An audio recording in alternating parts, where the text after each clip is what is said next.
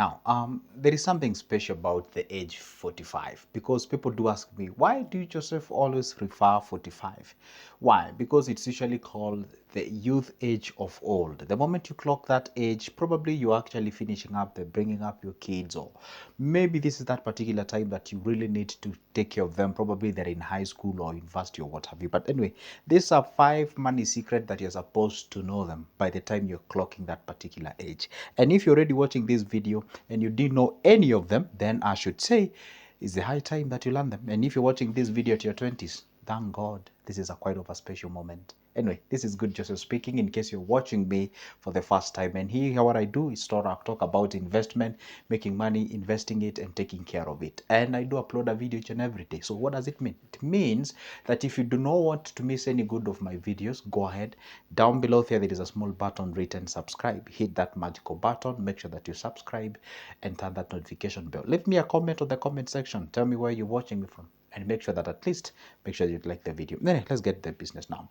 What is the first thing that you're supposed to understand when it comes to the money as far as that age is concerned? Number one, that you should know by the time you clock 45 years old, okay? Be careful. I always preach this and allow me to repeat it. Most of you guys watching this video, you are a victim of this. What am I talking about? Have you ever received a call from your parents and they're asking you, hey, so and so, send us 2,000, 3,000, or something of sort? They never tell you, hey, send us the title deed of that thing. No, they never ask you that things, okay? They always ask you money. Why? Because you need liquid cash, liquid money, not assets.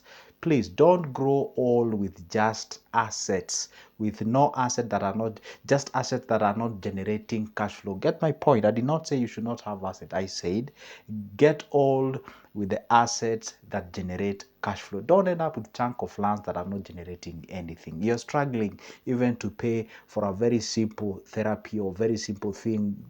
You get what I'm saying? Even feeding your stomach. You get what I'm saying? So by the time you're clocking 45, try now to transition, think about, I'm now moving out from my active life to the passive life, whereby I'll need more cash flow as the time goes by. Please don't end up like our old grandmothers and grandfathers, even our parents, the baby boomers, who gave birth to us millennials. Anyway, please don't make sure or don't get yourself into that. So by 45, you're supposed to understand, I shouldn't end with just asset, but asset that are generating cash flow. My brothers and sisters, cash is king. Cash is king. You can never go bad with cash. Never forget that. Allow me to introduce the second point.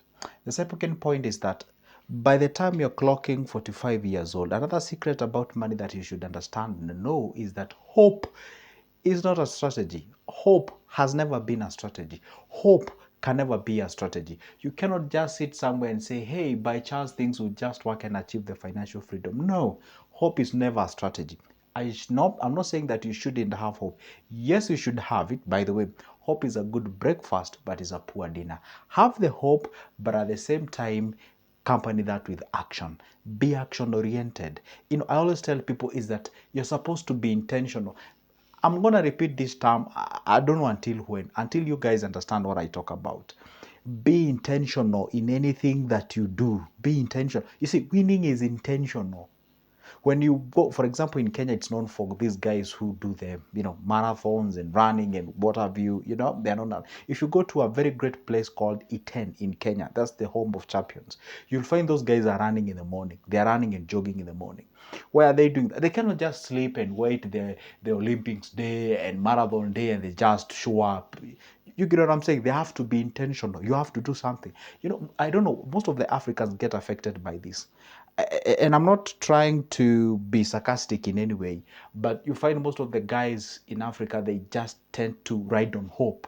They just want to ride on hope. And then you just find some of the simple things that you can do it by yourself. You know what they say? Clean your house and 2 steps from outside, then the entire country will be cleaned.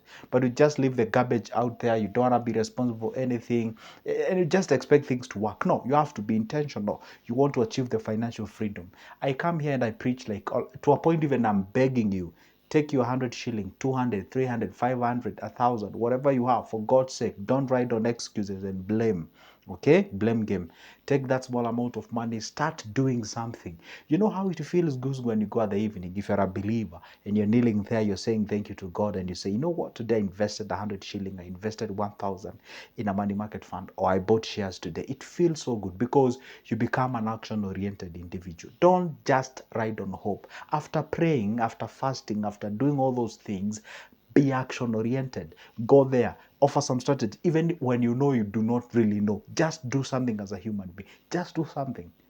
And I want to give you a very simple example. Can you imagine if I just rode on hope and say, hey, one day I'm going to be a YouTuber, I'm going to be sharing information about, and I'm just seated there. Nothing works. But when you have the actions and now you're having the hope and such kind of a thing, then again, that makes a great thing, a great combination. Okay, let me go to the third one, okay? The third one is that when on an active life, that is from the 21 all the way to 45. When you're in active life, you're supposed to work on the passive life or the passive money. Why? The moment you clock above 50 years old, at that particular point, of course, your productivity goes down. Because, for example, if you draw the graph, there's a certain graph that we draw, there is this exponential phase. The exponential phase, this is where, you're very active, probably you just got employed, you finished your campus or university or college, you're getting the job if you're lucky enough, or if you never went to university, you're doing your job by yourself and something goes on. Then you come to a certain particular phase, we usually call it the plateau. The plateau, this is where nothing is going up, neither is it going down. It's just equivalent. Nothing, you get what I'm saying? Okay. And then once you got the plateau, then there is a certain phase you sort of go downward. The productivity, if I refer back to my biology, used to tell me that, the plateau is where the number of cells that are being made and that are dying are actually equivalent. So there's nothing going on. It's like an NGO. But then when you realize that the things are going down, they will start getting wrinkles. The number of cells that are dying, are more than that. There is number of cells that are actually being made. Anyway, I'm not going to the biology class, though I have a medical background, by the way, for those who be like, hey, Joseph Stott, I have a medical background. Now, the point is, at the active particular age, that is the time that you're supposed to focus on making sure that you build your passive income. This is the height, especially if you're not employed. Even if you're employed, okay, and if you're expecting a pension somewhere. By the way, I don't know whether you know, over 65% of the pensions that people get after retiring, and I've actually gone through quite of a number of older people, they tell me it's never enough. So you need, as much as there is a pension somewhere prepared for you, you also need to have an extra thing that you're creating by yourself. You're supposed to have an extra pension that you're creating, an extra investment that you're having out there. So that in combination, that what they're gonna give you or they're giving you, combined with that what you've actually made by yourself, that will actually propel your girl's self and make sure that at least your future is safeguarded. So when you're in your active particular life, especially if you're watching me, you're 45 years, if you 45 years and below, this is the high time that you're supposed to be investing. Do what you can. By the way, if you hear people are investing on treasury bills and bonds, you don't have the 100,000 or 50,000 respectively, just forget about that for now. Go do things that you know you can afford, even with 200, with 500. Last time I made a video and explained to you, you can actually invest as little as 500, as little as 300. So, stay on your lane. Some people are throwing millions of money into MMF. You may not have that particular amount of money. Some people actually starting business worth millions. You may not have that particular thing, okay? Go start with that what you can. If you have 10,000, go start that small business. If you have 20,000, don't ride on the wheels of excuses and blame game. And I wish I was not born here. I wish I was never born in the continent of Africa and what have you. If you do that, you're actually, the poverty, has actually penetrated to your mentality. And the moment it actually gets in between your ears, it's the hardest. By the way, lack of money in your pocket is never poverty. It's actually being broke. Poor or poverty is more of a mental kind of a thing. So the moment you're poor here, okay, the moment you're poor here, it becomes very hard to actually transition yourself. It is start first of all, the poverty starts in your head, should I say, before sort of being reflected in your pocket. Well, I think I should dedicate a whole video explaining this kind of a thing. And by the way, I used to get annoyed when people, when I go to YouTube and share and then search and get that kind of a message. I was like, no, I want you to give practical examples. You're telling me to change my mentality. Little did I know it did. When you change how you think here, it's actually gonna be reflected on your pockets. How about we check on point number 5, okay? The point number 5 is that from the 21 years old all the way to 45, this one I've been sharing with you for quite a while. This is where you're supposed to accumulate your properties. And when you actually clock above 45 years old, try now to safeguard that what you've accumulated along all those years. And that way you can be able to go ahead and do something about it. Are we together? What did I say? From 21 years old all the way to 45. This is the age of accumulation. Accumulate as much as you can. You get this, you accumulate, you invest here, you invest the other thing, you invest. So cumulatively, accumulate as much as you can. The moment you transition, or the moment oh my goodness, my camera is showing. The moment you cross the 45 years old, that is the time now you start to do what? To safeguard that what you've accumulated. And this is why I always tell people, the way you can have a conversation with a 50 years old is different from how you can have a conversation with a 20 years old. Okay, because the 20 years old is looking forward into multiplying, to growing that what he or she has. But when you talk about the 40 individual, he or she is looking forward into, you know what? I've worked much enough. Probably they're gonna speak the language of decades. I've worked for 3 decades, for whatever. Now, where I am right now, I want to safeguard that what I have to make sure that at least the moment I clock 60, because 60 is like a magical number in terms of the being, retired and something of sort, then I'm gonna have a safeguarded future and I'm gonna do something about it. There is a point that I forgot actually. We were at point number 4. The point number 5 should have been this one, but I forgot to mention the point number 2, which is actually financial freedom. That's what you look for. Financial freedom, by the way, before I even finish that particular sentence, what is a financial freedom? Your financial freedom is different from my financial freedom. Depends on how you actually define that particular name of term, financial freedom. For instance, let's say in a typical month, I survive on a 150,000.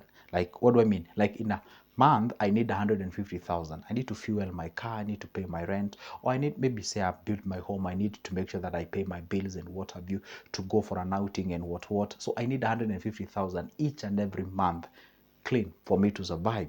Then if I can have a system that is actually bringing in that 150,000 without me working or worrying about that 150,000, that is actually a financial freedom. So if your financial freedom is 200,000, a million, or two, or even 10,000 or 50,000, 100,000, now that is what you're supposed to be working towards achieving. And once you achieve that, then you never now worry about money. But of course, you, as far as you're a human being, you're gonna think about money. But worrying about it, that's a different thing. So it is good to make sure that you understand this. See? Financial freedom is never an event, has never, will never be an event. It's actually a what? It's actually a process. And the beauty of it is that enjoying the process of achieving it. It's a long process. It's a long procedure. And by the way, for instance, if you meet somebody who looks as if they're just winning effortlessly, they never started that thing yesterday. They have been in that game for quite a long time. If you meet a successful, say, a business person, and of course you want to start your business today and then boom, you want to bypass them or you want to be at their levels. Of course, they have not started yesterday. They have been in that game for quite a long time. They understand it and they know it better. For instance, if you go to KFC, of course, those guys know everything about chicken. They know almost everything about the chicken.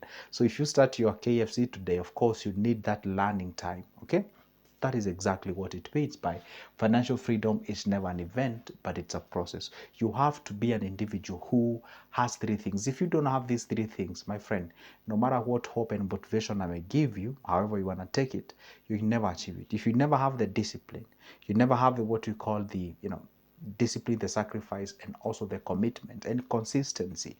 You need to have those 3 things for you to do exactly that. Okay? Now, and by the way, I learned those 3 things by myself in a hard way. I never, well, let me say truly anyway, the process is not that enjoyable per se, but anyway, I tried the best as I can to make sure that I stay put and make sure that I learn something. And I always love to give you examples. If you would like to know where I've come from, go like 3 years ago from my old, go just check on my older videos there, check my 3 years old video, and you see where I used to come from and how I used to make my videos and where in my, you just go check it out there, okay?